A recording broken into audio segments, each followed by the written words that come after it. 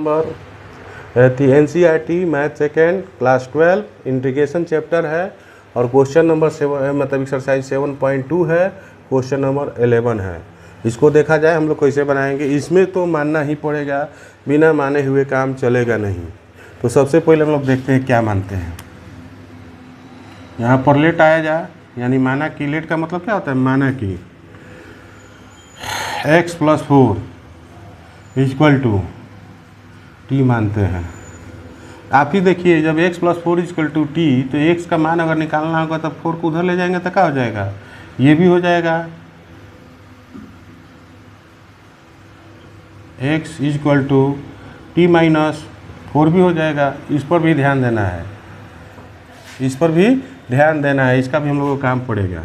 चलिए, do differentiating both side with respect to x, यानी हम दोनों तरफ डिफ्रेंशिएट करेंगे। तो dx/dx हो गया, प्लस ये कांस्टेंट टर्म हो गया 4, 5, 6 a b c d जो भी होता है ये कांस्टेंट टर्म होता है। dt/dx हो गया, ये मान कट गया, ये मान क्या हो गया 1 + 0 = dt/dx। समझ गए। अब इस जीरो का कोई वैल्यू नहीं तो 1 = dt/dx, और dx को इधर यहाँ मल्टीप्लाई में फेंकेंगे तो 1 × dx = dx, यानी dx = dt। इस पर हम लोग को ध्यान देना होगा, काहे लिखे हैं। अब चलिए सवाल पे हम चलते हैं। हम लोग जो माने हैं उसी पर देखा जाए। हम लोग क्या माने हैं, तो माने हैं यहाँ x बराबर, देखिए क्या है, x बराबर आया है आपके सामने t - 4 आया हुआ है, तो इसके जगह पर हम लिख लेंगे t - 4।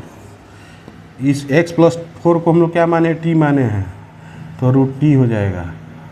इंटू क्या होगा, dx = क्या आया है dt, यानी जैसे ही t में फंक्शन होगा तो यहाँ भी dt आना चाहिए। x कन्वर्ट होकर dt में कन्वर्ट होना चाहिए। कैसे होगा, सामने है आपके, ये t - 4 हुआ। और ध्यान से देखा जाए, इस t का मान क्या होता है, तो 1/2 होता है, dt होता है, या t - 4 हो गया, t के पावर 1/2 प्लस है, इसको ऊपर लाएंगे तो ये गुना में सटता है और पावर क्या हो जाता है, इसका ऋणात्मक हो जाता है। देखो ना, ये प्लस में ऊपर में आएंगे, इसमें गुना में सटेगा, पावर ऋणात्मक हो जाता है और क्या होता है, तो dt होता है। अब देखा जाए, इस t से इसमें हम लोग गुना करेंगे तो क्या हो जाएगा, इंटीग्रेशन के अंदर t के पावर पहले से 1 है और ये 1/2 माइनस में है, -4 t के पावर 1/- में है, और ये क्या हो जाएगा, dt हो गया। दोनों को अलग अलग कर लिया जाए तो देखा जाए क्या होता है, पावर सेम होता है तो इसके पावर को क्या किया जाता है, 1 - 1/2, ठीक है, dt -4 कांस्टेंट टर्म को खींच लिए, t के पावर -1/2 क्या हो गया, dt हो गया।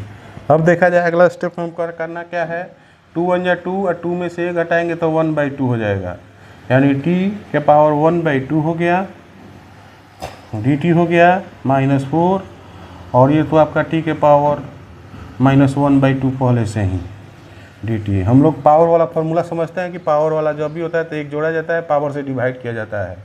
तो t के पावर 1/2, इसमें एक जोड़ा जाता है, पावर से डिवाइड किया जाता है, -4 हो गया, और ये भी क्या होता है, t हो गया, पावर में एक जोड़ा जाता है और पावर से क्या किया जाता है, डिवाइड किया जाता है।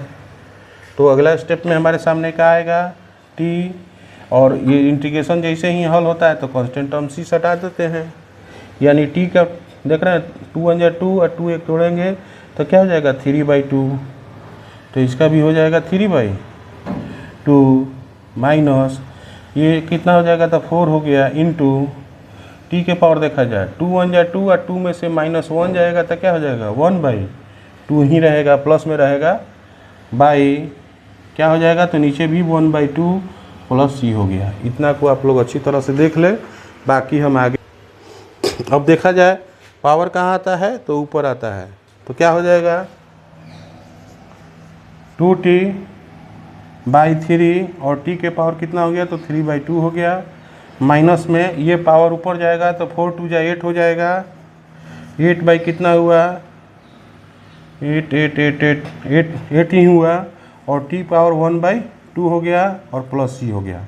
अब यहाँ थोड़ा सा आंसर लाने के लिए हम लोग को क्या करना होगा, आंसर लाने के लिए थोड़ा सा सोचना होगा। यहाँ एक खींच दिया जाए, एलसीएम लाना है, यानी यहाँ 3 है तो यहाँ भी 3 लाना है, यानी 3 से ऊपर नीचे क्या किया जाए, मल्टीप्लाई कर दिया जाए।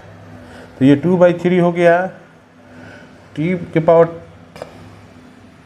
2/3 हुआ, और t के पावर 1/2 जो है इसको हम लोग लिख सकते हैं t के पावर 1 इंटू टी के पावर 1/2 लिख सकते हैं। जैसे ही पावर जोड़ेंगे तो ये 3/2 हो जाएगा, और माइनस में ये 8 3 जा 24/3 हो जाएगा, और टी के पावर 1/2 प्लस c। अब आगे देखा जाए, दोनों में 2 के टेबल में 24 आता है और दोनों में 3 कॉमन है, यानी 2/3, और दोनों में t के पावर 1/2 भी कॉमन है, तो 1/2 हम लोग कॉमन खींच लेंगे, भाग देंगे इसे इसमें, तो ये कैंसिल हो जाएगा, ये भी कैंसिल हो जाएगा, बचेगा क्या, t बचेगा, और माइनस इससे इसमें हम लोग भाग देंगे तो क्या होगा, 2 बार हम 24 होता है, यानी, और ये 3 से 3 का हो गया, ख़त्म हो गया, और 1/2 भी ख़त्म हो गया, तो हमारे सामने इतना बचा प्लस c हुआ।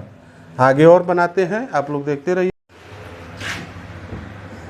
अब आगे देखा जाए, ये हम लोग कॉमन खींच लिए, मान रखा जाए तो 2/3 हो गया और t के पावर 1/2 हो गया। अब ये जो है वो मान ठीक है लिख लेते हैं, अगला स्टेप में मान को रख देंगे, t-12 प्लस c।